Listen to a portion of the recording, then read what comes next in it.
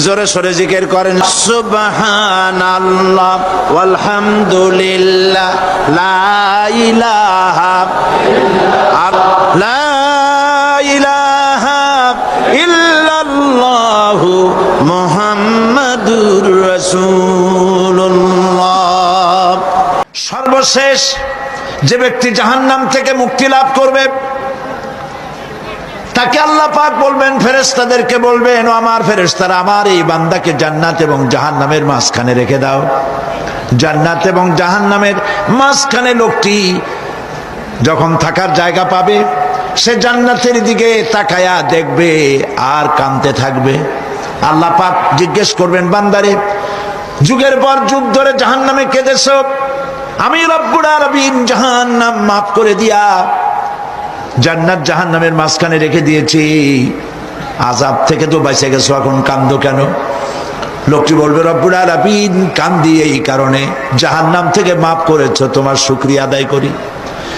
জান্নাত তো আমার কপালে নাই, কিসমতে নাই, কিন্তু জান্নাত আমি এখান থেকে দেখতে পাচ্ছি, জান্নাতের সুঘ্রাণ আমার নাকে আসতেছে, কপালে নাই যাওয়ার।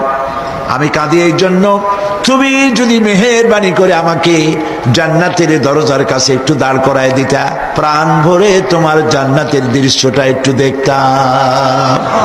আল্লাহ পাক তার আরজি পূরণ করবেন, বলবেন যাও, ফেরেশতাদের বলবেন এর জান্নাতের দরজার কাছে দাঁড় করায় দাও।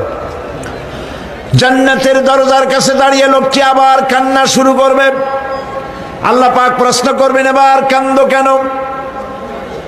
লোকটি বলবে, রব্বুল আলামিন কান্দি এই কারণে, জান্নাতের এই দরজায় দাঁড়ায়া জান্নাতের অফুরন্ত নেয়ামত কিছুই ভালো করে দেখা যায় না, শুধু অল্প জায়গা দেখি। যদি তুমি আমারে দয়া করে জান্নাতের মাঝখানে দাঁড় করায় দিতা, চতুর্দিকে তাকায়া তাকায়া দেখা কলিজারে ঠান্ডা বানাইতাম। তবে আমি ওয়াদা করি, জান্নাতের কোনো নাজ নেয়ামত, কোনো ফল আমি খাবো না, ধরবো না, ছুঁইব না। একটুখানি মেহেরবানি করে মাঝখানে দাঁড় করাইয়া দাও, জান্নারে ঠান্ডা করি। আল্লাহ রব্বুল আলামিন ফেরেশতাদের বলবেন, আমার এই বান্দারে জান্নাতের মাঝখানে দাঁড় করাইয়া দে।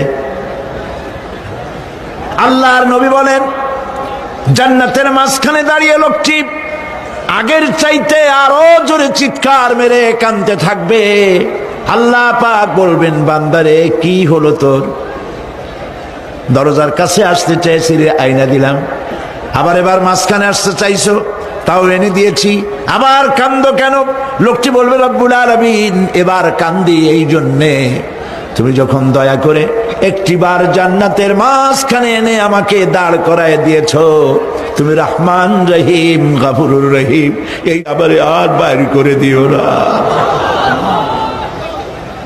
আল্লাহ রাব্বুল আলামিন বলবেন, ও আমার বান্দারে, আমার এই জান্নাত তোর খুব পছন্দ হয়েছে নাকি?